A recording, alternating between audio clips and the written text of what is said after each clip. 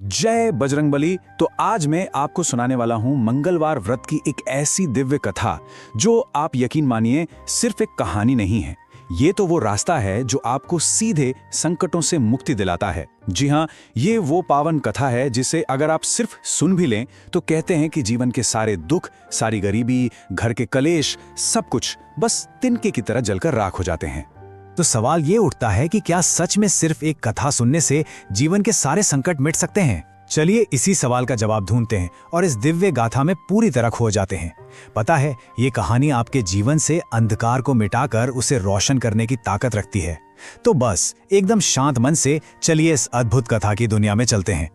बात बहुत पुरानी है। हमारे भारतवर्ष की पवित्र धरती पर एक बहुत ही शानदार राज्य था। नाम था उसका सहारनपुर। और ये राज्य, अरे क्या कहने, इतना खूबसूरत, इतना दिव्य था कि ऐसा लगता था मानो खुद विश्वकर्मा जी ने इसे अपने हाथों से धरती पर बनाया हो। जहां तक नजर जाए हरियाली, बड़ी बड़ी दीवारें और सोने की तरह चमकते महल। और इस शानदार राज्य के राजा थे अजयपाल। देखिए, वो सिर्फ नाम के राजा नहीं थे, बल्कि एक बहुत ही नेक, धर्म का पालन करने वाले और अपनी प्रजा से बेहद प्यार करने वाले शासक थे। और उनकी रानी का नाम था शुभकारिणी, जो अपने नाम की ही तरह बहुत ही गुणी और समझदार थीं। लेकिन कहते हैं ना कि किस्मत भी कभी कभी अजीब खेल खेलती है। जहां सब कुछ अच्छा हो वहां भी कोई ना कोई कमी रह ही जाती है। राजा रानी के जीवन में सब कुछ था, सिवाय एक चीज के, उनके कोई औलाद नहीं थी। और ये दुख, ये खालीपन उन्हें अंदर ही अंदर किसी दीमक की तरह खाए जा रहा था। तो जब दुनिया के सारे रास्ते बंद हो गए, सारे उपाय फेल हो गए, तब राजा ने खुद को संकट मोचन हनुमान जी के चरणों में सौंप दिया। और देखिए, भगवान अपने भक्त की परीक्षा जरूर लेते हैं, पर उसे कभी अकेला नहीं छोड़ते। सालों की कड़ी तपस्या के बाद आखिरकार वो शुभ घड़ी आ ही गई। बजरंगबली खुश हुए और उन्होंने राजा को बेटा होने का आशीर्वाद दिया। जल्द ही रानी ने एक ऐसे तेजस्वी बालक को जन्म दिया जिसके चेहरे पर सूरज जैसी चमक थी। क्या कहना, पूरे सहारनपुर में जैसे दिवाली मन गई, हर तरफ जश्न का माहौल था। लेकिन समय का पहिया तो अपनी ही रफ्तार से घूमता है ना। राजा रानी को अंदाजा भी नहीं था कि यह खुशी बस कुछ ही दिनों की मेहमान है। जैसे जैसे वो बच्चा बड़ा होने लगा, उनके माथे पर खुशी की जगह चिंता की लकीरें वापस आने लगी। उस बच्चे का नाम रखा गया विक्रांत। लेकिन बचपन की शरारतें कब क्रूरता में बदल गईं पता ही नहीं चला।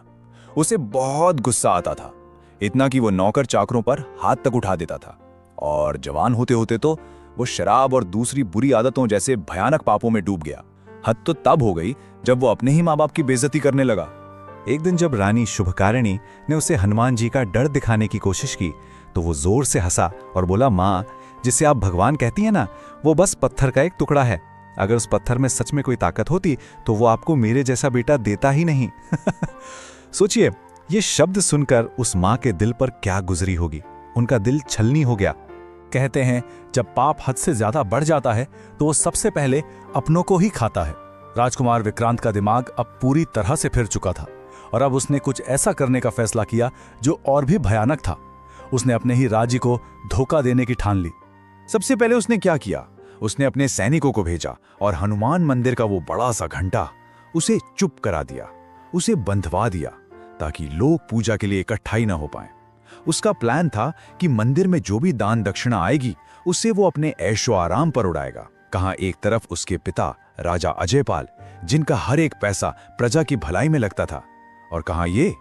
और फिर उसने वो किया जो उसके बारे में कोई सपने में भी नहीं सोच सकता था।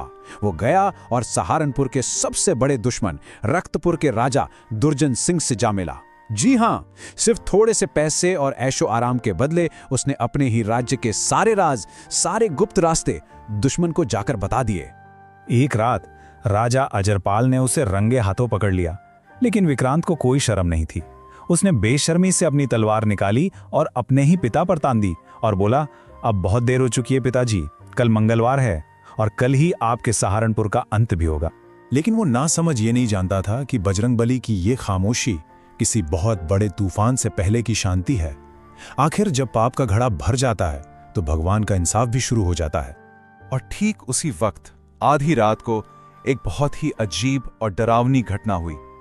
मंदिर का वो घंटा जिसे रस्सियों से बांध दिया गया था, अचानक अपने आप जोर जोर से बजने लगा। और वो आवाज कोई आम आवाज नहीं थी, वो साक्षात हनुमान जी का गुस्सा था जो गूंज रहा था। और बस कुछ ही देर में दुश्मन की सेना उन गुप्त रास्तों से शहर के अंदर घुस आई। चारों तरफ हाहाकार मच गया, चीख पुकार, मासूम बच्चे, बूढ़े, औरतें सब जान बचाने के लिए इधर उधर भाग रहे थे। जिधर देखो बस आग ही आग थी, आसमान तक लपटें उठ रही थी। लेकिन तभी युद्ध के मैदान में एक और चमत्कार हुआ। दुश्मन सैनिकों को अचानक ऐसा लगा जैसे हर तरफ से बंदरों की एक बहुत बड़ी फौज उन पर हमला कर रही है। एक ऐसी फौज जो दिख नहीं रही थी पर उन्हें कुचल रही थी। यह हनुमान जी की माया थी जो अपने भक्तों को बचाने के लिए आ गए थे।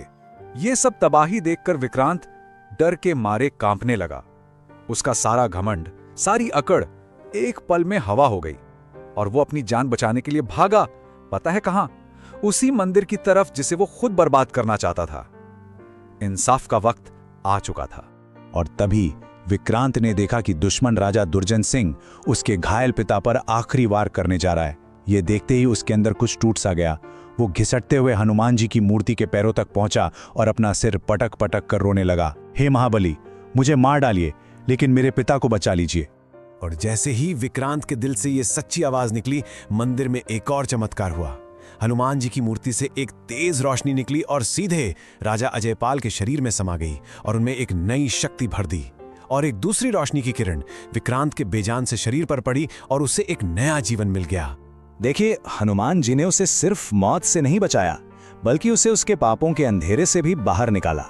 वही राजकुमार विक्रांत जो कभी बुराई का प्रतीक बन गया था, अब इतिहास में भक्तराज विक्रांत के नाम से जाना गया, यानी उद्धार और भक्ति की एक मिसाल। तो इस पूरी कहानी से हमें सीखने को क्या मिलता है? पहली बात कि अगर आप सच्चे दिल से पछतावा करें तो नामुमकिन भी मुमकिन हो सकता है। दूसरी, हनुमान जी की दया का कोई अंत नहीं है। और तीसरी, पाप चाहे कितना भी बड़ा हो, जीत हमेशा धर्म की ही होती है।